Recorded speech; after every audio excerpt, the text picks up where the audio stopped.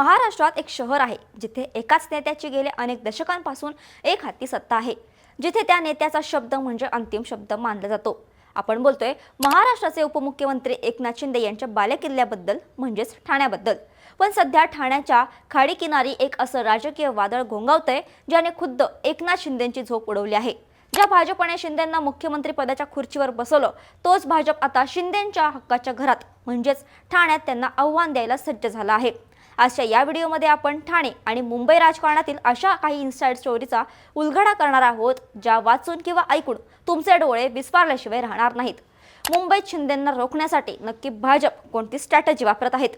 शिंदेंचा बालेकिल्ला असलेल्या ठाण्यात भाजप नक्की कशा प्रकारे शिंदेंवर दबावतंत्र वापरत आहे आणि पुण्यात ठाकरे गट कशा शून्यावर आला आहे, या सर्व गोष्टींची माहिती आपण या व्हिडिओच्या माध्यमातून जाणून घेणार आहोत। नमस्कार, मी मृदुला आणि तुम्ही पाहताय थोडक्यात। सध्या संपूर्ण महाराष्ट्राचं लक्ष लागले ते आगामी महानगरपालिका निवडणुकांकडे। मुंबई, ठाणे आणि पुणे ही तीन शहरं राज्याच्या सत्तेचा कणा मानली जातात, पण यावेळी निवडणुकांचं गणित पूर्णपणे बदललं आहे। पण ठाणे हा सध्या महायुतीतील वादाचा केंद्रबिंदू ठरला आहे। एकनाथ शिंदे यांनी गेल्या अनेक वर्षांपासून ठाण्यावर आपलं वर्चस्व गाजवलं आहे। आनंद दिघेनंतर ठाण्याचे ठाणेदार म्हणून शिंदेंनी आपली ओळख निर्माण केली। ठाणे जिल्ह्यात महायुतीच्या ताकदीचा विचार केला तर स्वतः एकनाथ शिंदे कोपरी पाच पाकडीचे आमदार आहेत, तर ठाणे शहरात भाजपचे संजय केळकर आमदार आहेत। लोकसभेत शिंदेंच्या शिवसेनेचे नरेश म्हस्के हे खासदार आहेत, ज्यांनी ठाण्याचा बालेकिल्ला राखला आहे। पण आता भाजपला असं वाटते की मुंबई महानगरपालिकेत जर आपलं वर्चस्व मिळवायचं असेल तर शिंदेंना ठाण्यात रोखणं गरजेचं आहे। ही एक प्रकारची राजकीय सौदेबाजी किंवा प्रेशर पॉलिटिक्स सुरू आहे। मुंबईत शिवसेना एकनाथ शिंदे गट भाजपकडे जास्त जागांची मागणी करत आहेत। मुंबई हा उद्धव ठाकरेंचा गड मानला जातो, तो खेचून घेण्यासाठी भाजपला शिंदेंची साथ हवी आहे। पण शिंदेंनी मुंबईत जास्त जागा मागू नयेत यासाठी भाजपने आता ठाण्यात शिंदेंवर दबाव आणायला सुरुवात केली आहे। भाजपने उघडपणे ठाण्याच्या महापौरपदावर दावा ठोकला आहे। इतकंच नाही तर ठाण्यात भाजप आता स्वबळावर लढण्याची भाषा करत आहे। हे मुख्यमंत्र्यांसाठी खूप मोठं आव्हान आहे, कारण ठाणे हातचं गेलं तर शिंदेंचं राजकीय अस्तित्वच धोक्यात येऊ शकतं। ठाणे महापालिकेच्या स्थानिक राजकारणाबद्दल बोलायचं झालं तर इथे राष्ट्रवादी काँग्रेस अजित पवार गट देखील एक महत्त्वाची शक्ती आहे। 2017च्या निवडणुकीत राष्ट्रवादी काँग्रेसने 34 जागा जिंकून ठाण्यात आपली ताकद दाखवून दिली होती। तेव्हा शिवसेनेला 76 तर भाजपला 23 जागा मिळाल्या होत्या। राष्ट्रवादीकडे ठाण्यातील कळवा, मुंब्रा, कौसा यासारख्या भागात आजही मोठे वर्चस्व आहे। पण आता अजित पवार गट देखील महायुतीत असल्याने त्यांच्या 34 जागा कोणत्याही युतीत किंगमेकर ठरवू शकतात। सद्यस्थिती अजित पवार गट राज्यातील इतर महापालिका निवडणुकांसाठी आक्रमक तयारी करत असून ठाण्यातही ते आपले वजन वापरण्याच्या तयारीत आहेत। या संघर्षाचं मूळ शोधलं तर आपल्याला अंबरनाथ आणि बदलापूर नगर परिषद निवडणुकीकडे जावं लागेल। तिथे भाजपने शिवसेना शिंदे गटाचा दारुण पराभव केला। हा निकाल शिंदेंच्या बालेकिल्ल्याला बसलेला पहिला मोठा धक्का होता। यामुळे भाजपचा आत्मविश्वास वाढला आहे की ते ठाण्यात शिंदेंना हरवू शकतात। दुसरीकडे ठाण्यातील पाणी समस्या, वाहतूक कोंडी आणि कचऱ्याचे प्रश्न हे विरोधकांसाठी मोठे मुद्दे ठरत आहेत। गेल्या अनेक वर्षांपासून सत्तेत असूनही हे प्रश्न सुटलेले नाहीत, असा आरोप भाजपचे काही स्थानिक नेते खासगीत करत आहेत। ठाणे जिल्ह्यात भाजपचे रवींद्र चव्हाण यांच्यासारखे आक्रमक नेते आता शिंदेंच्या कार्यपद्धतीवर प्रश्नचिन्ह उपस्थित करत आहेत।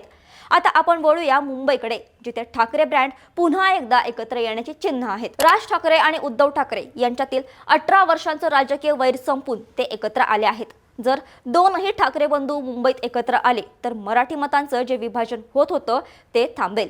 हे समीकरण भाजप आणि शिंदे गटासाठी सर्वात मोठं संकट ठरू शकतं, कारण मुंबईत मराठी माणसाच्या भावनेला आजही ठाकरे नावाचा मोठा आधार वाटतो।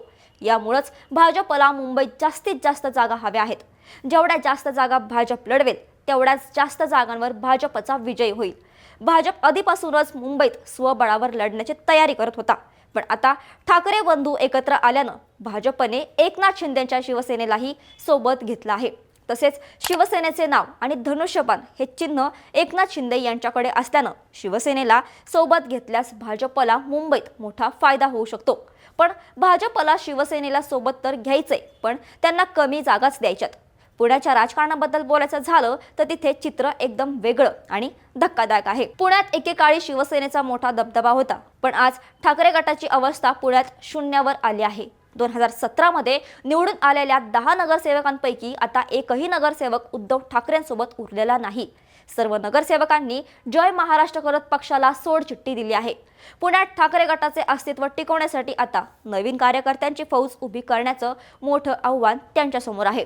पुण्यात भाजप आणि अजित पवार यांची राष्ट्रवादी समोरासमोर लढण्याची चिन्ह आहेत.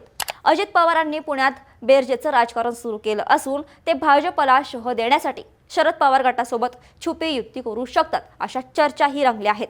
परत ठाण्यावर यायचं झालं तर तिथे सध्या भाजप आणि शिंदे गटामध्ये कोल्ड वॉर सुरू आहे. भाजपला माहीत आहे की ठाण्यात शिंदे हेच सर्वात मोठे अडथळे आहेत.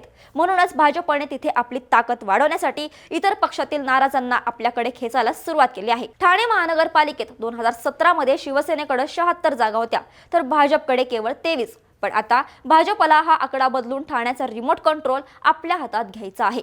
यासाठी ते मुख्यमंत्र्यांच्या अगदी जवळच्या माणसांनाही आपल्याकडे वळवण्याचा प्रयत्न करत आहेत. ठाण्यात सध्या राष्ट्रवादीचे 34 नगरसेवक आणि भाजपच्या वाढलेल्या ताकदीमुळे शिंदेंसाठी एक हाती सत्ता राखणं कठीण झालं आहे. मित्रांनो, या सर्व घडामोडींकडे पाहिलं तर एक गोष्ट स्पष्ट होते की राजकारणात कोणीही कायमचा मित्र किंवा शत्रू नसतो. सत्तेसाठी आणि वर्चस्वासाठी भाजप आपल्याच मित्रपक्षाला कमकुवत करायला मागे पुढे पाहत नाहीये. ठाण्याचं नाक दाबून मुंबईतलं तोंड उघडण्याचा जो प्रयत्न भाजप करत आहे तो यशस्वी होणार का हे पाहणं रंजक ठरेल. या निवडणुकीत केवळ विकास हा मुद्दा नसून अस्तित्व हा सर्वात मोठा प्रश्न आहे. ठाणे जर शिंदेंनी गमावलं तर राज्याच्या राजकारणात त्यांचं वजन कमी होईल आणि जर भाजपने ठाणे जिंकलं तर ते महाराष्ट्राचे निर्विवाद किंगमेकर ठरतील. उपमुख्यमंत्र्यांनी आपल्या बालेकिल्ल्यात भाजप समोर नमते घ्यायला हवे का, की त्यांनी ठाण्यासाठी भाजपशी 2 हात करायला हवेत? ठाण्यातील या राजकीय संघर्षात नेमकी कोणाची सरशी होईल असं तुम्हाला वाटतं? मुंबईत ठाकरे बंधू एकत्र आल्यास भाजपची रणनीती फेल ठरेल का? तुमच्या प्रतिक्रिया कमेंट्समध्ये नक्की कळवा. हा व्हिडिओ आवडला असेल तर लाईक करा, जास्तीत जास्त लोकांपर्यंत शेअर करा आणि महाराष्ट्राच्या राजकारणातील अशाच सखोल आणि धक्कादायक माहितीसाठी आपल्या चॅनलला सबस्क्राईब करायला विसरू नका.